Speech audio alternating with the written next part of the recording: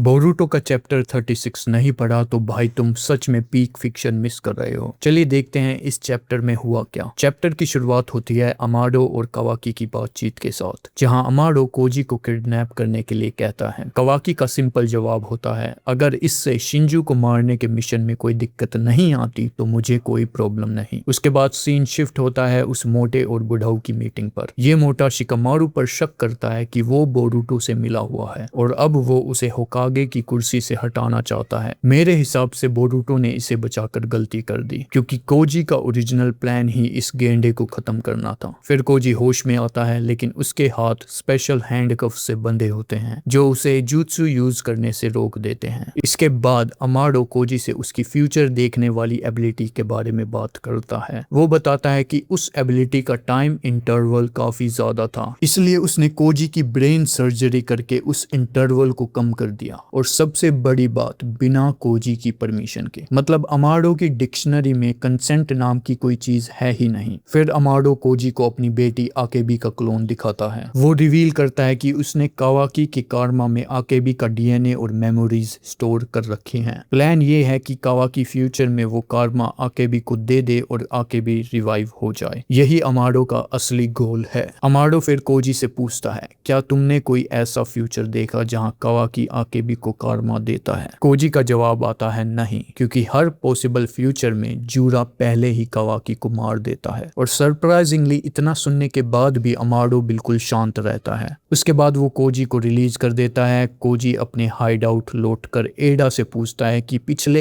1 घंटे में अमाडो ने उसके साथ क्या क्या किया। तभी अचानक उसे एक और फ्यूचर विजन दिखाई देता है। यही हमें पिछले चैप्टर का फ्लैशबैक भी मिलता है, जहां पता चलता है कि बोरूटो ने जानबूझकर सारदा से किडनैप होने की रिक्वेस्ट की थी ताकि वो कोड के हाइड आउट में इन्फिल्ट्रेट कर सके। लेकिन फ्यूचर विजन में सब उल्टा हो जाता है। कोड सारदा को किडनैप तो करता है, लेकिन वो बोरूटो के टेलीपोर्टेशन मार्क्स ही सारदा से छीन लेता है। मतलब बोरूटो का पूरा इन्फिल्ट्रेशन प्लान फेल हो जाता है। उसके बाद और भी डेंजरस विजन देखने को मिलते हैं। एक विजन में जूरा और शिकामारू साथ बैठकर सूप बना रहे होते हैं, जो काफी अजीब और मिस्टीरियस है। और फिर आता है चैप्टर का सबसे हाइप मोमेंट। बोरोशी की फाइनली वापस दिखाई देता है। सिर्फ बोरोशी की नहीं, सिंगो वाले कवाकी की भी झलक मिलती है। ये सारे विजन्स देखने के बाद कोजी बोरूटो को वार्न करता है कि सारदा वाला प्लान फेल होने वाला है, लेकिन तब तक बहुत देर हो चुकी होती है। ओवरऑल ये चैप्टर एकदम धमाकेदार था। अगले महीने ब्रेक है, शायद इसीलिए ऑथर ने इतना लोडेड चैप्टर दिया। और अमाडो भाई क्या कैरेक्टर बनता जा रहा है। मुझे तो लगता है कोजी की ब्रेन सर्जरी करने के बहाने उसने कोजी और अपनी ब्रेन वेव्स सिंक कर ली है, जिसका मतलब अब जो भी विजन कोजी देखेगा वो अमाडो भी देख पाएगा।